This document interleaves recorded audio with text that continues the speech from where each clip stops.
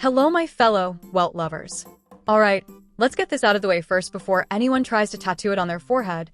Our girl Yae Sakura's leaked details is still STC, subject to change, especially her element. That means all of us running around screaming, "Isolation single target carry confirmed. Need to breathe for 2 seconds, because it could still flip." You know how these leaks work.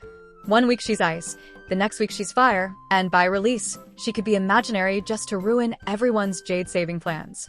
But for now, the spicy tidbit floating around is that she's ice with Elation Path, potentially a carry-style unit, and honestly, even if that ends up changing, who cares, because the bigger picture is that Yae Sakura is actually real and coming to Honkai Star Rail for the anniversary. Topping up in Genshin or Star Rail can get expensive, and let's be honest, we've all seen those in-game prices and wished they were just a bit lower. Well, that's exactly what LDShop is here for. This is LDShop, the official top-up platform developed by the LD Player Emulator Group. It lets you top up your favorite games like Genshin Impact and Star Rail at huge discounts, up to 23% off or more. And yeah, it's super easy to use. All you need is your server and UID, and your top-up will show up in-game within just a few minutes. It's safe, reliable, and used by thousands of players. You can even compare prices, for example, something like the Supply Pass or a 6480 Stellar Jade Bundle. It's way cheaper here than in-game. If you register using my link, you'll get a 15% off coupon and an extra 5% off coupon, which can save you up to $50 on your first top-ups. Plus, LDShop gives you the same first top-up bonus you get in-game, so you're not missing out on anything. And if you're planning to spend more, here's a bonus. If you spend over $80, you'll unlock VIP status, which gives you a free supply pass and more perks. So if you're looking to save while still getting everything you normally would in-game, just use the link in the description and get Hysilens while saving more. Now, let me just lose my mind over this again, because I swear it hasn't fully sunk in. Yae Sakura, one of the most beloved icons from Honkai Impact 3rd, stepping into Star Rail like she owns the place. The devs really looked at their anniversary roster and said, what if we just made half the fandom cry tears of joy and the other half spiral into jade hoarding panic? And they pulled the trigger. If you've been around since the HI 3 days, you know the cultural impact this woman had. She's not just another collab unit.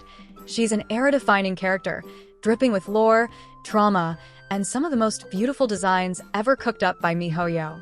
And her design theme? Night Parade of 100 Demons. I'm sorry, that's gaudy material right there. It's not just an ULT, it's an event. Can you imagine the visual chaos of her unleashing a literal demon parade? Lanterns flickering, masked spirits swirling, foxfire tearing through the screen. It's gonna be cinematic perfection.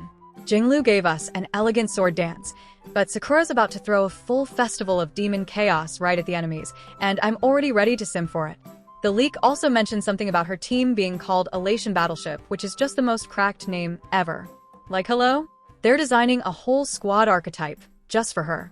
That screams Anniversary centerpiece unit, louder than anything. But the fact that she has a custom team in the data is already insane. This is not a normal unit, they're building an ecosystem around her. And speaking of ecosystems, let's not sleep on the other part of these leaks, because this is where it gets hilariously juicy. Several characters that were previously considered story-only now have tags suggesting they might eventually be playable. The list includes Scrollum, no surprise there. Robot Sherlock is basically begging for a banner. Rika, Lancer, Ingen, and yes, it's Ingen, 2 words, the data specifically says that, and then the absolute curveball of the century, Xihong. Okay, let's break this roster down one by one, because the list of story-only but flagged as playable characters is honestly wild, and every name on it has a different level of hype, meme potential, or lore weight. We've got Scrollum, Xihong, Rika, Lancer, and Ingen, so let me hype up each of these characters in turn and explain why people are either foaming at the mouth or just utterly confused. Scrollum. This one's the least surprising of the bunch, because come on, it's Scrollum. The snarky genius robot detective with a giant brain literally built for solving cosmic mysteries. Every time he shows up in story events, the fandom immediately goes, yeah, when is his banner? Because his personality is way too good to waste on being an NPC. He has this whole smug, sarcastic vibe that makes him feel alive in a way a lot of story-only characters don't. Plus, his design is insanely striking. The floating robot headpiece, the scholar aesthetic, the way he casually dunks on everyone else with logic and reason. He screams, "I am a future 5-star support," louder than most confirmed characters. Gameplay-wise, people have been speculating he'd be some kind of Harmony or Nihility unit, because the devs love giving support roles to characters who already act like mentors or masterminds. But whatever his path ends up being, Scrollum is definitely one of those it's only a matter of time, additions not a if. Mr. Rika. Now here's where things get a lot more interesting. Mr. Rika actually played a huge role in the Penacony arc, so unlike some of the other names on this list, he's not an unknown or background filler at all. His presence in that storyline was loud and important, the kind of screen time you don't just waste on a throwaway NPC. And that's exactly why his playable tag feels so natural. It's like the devs were setting him up for this from the very beginning. If you were paying attention in Penacony, you probably already got the sense that Rika was being positioned as someone bigger, someone whose influence wasn't going to stop once that arc wrapped.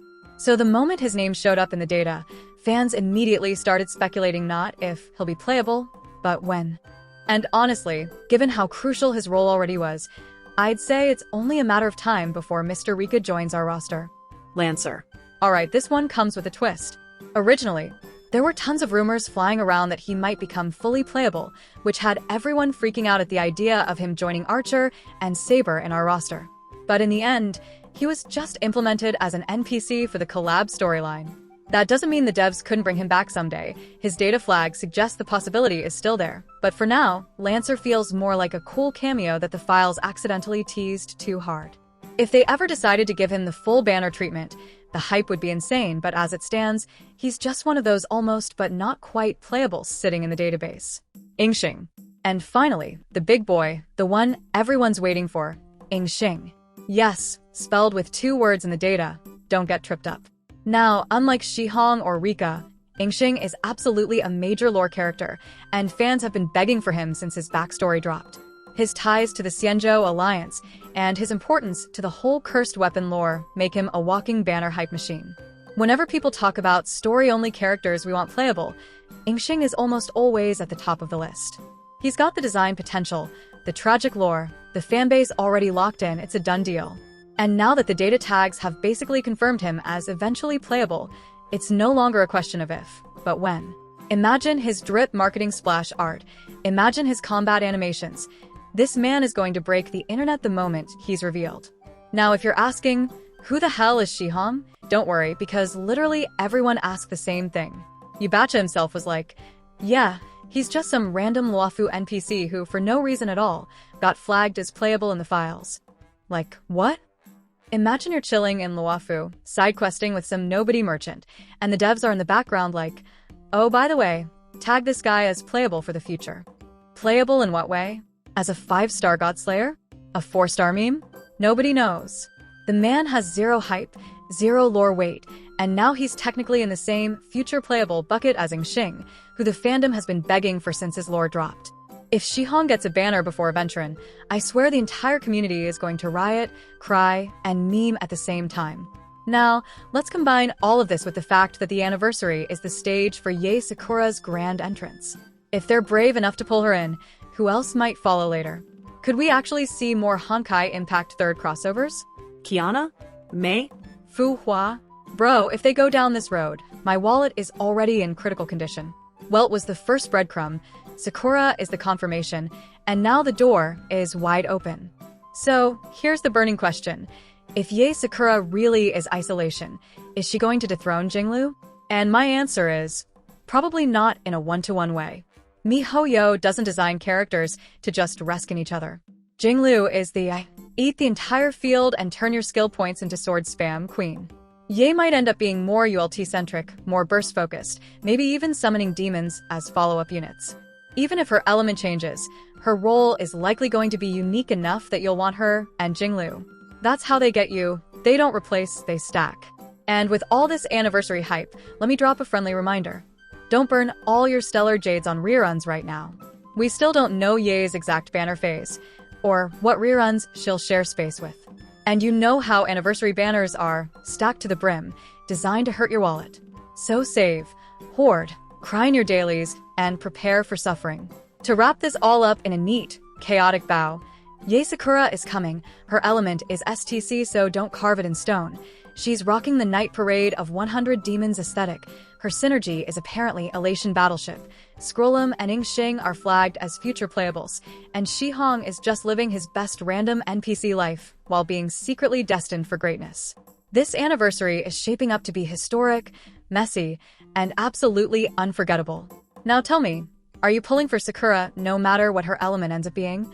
Or are you holding out until the devs stop trolling us with STC tags? And do you think Xihong is actually going to show up as a real unit? Or is this just the funniest database accident of all time? Because if his drip marketing drops before Ingen, I'm making a 3-hour rant video on it.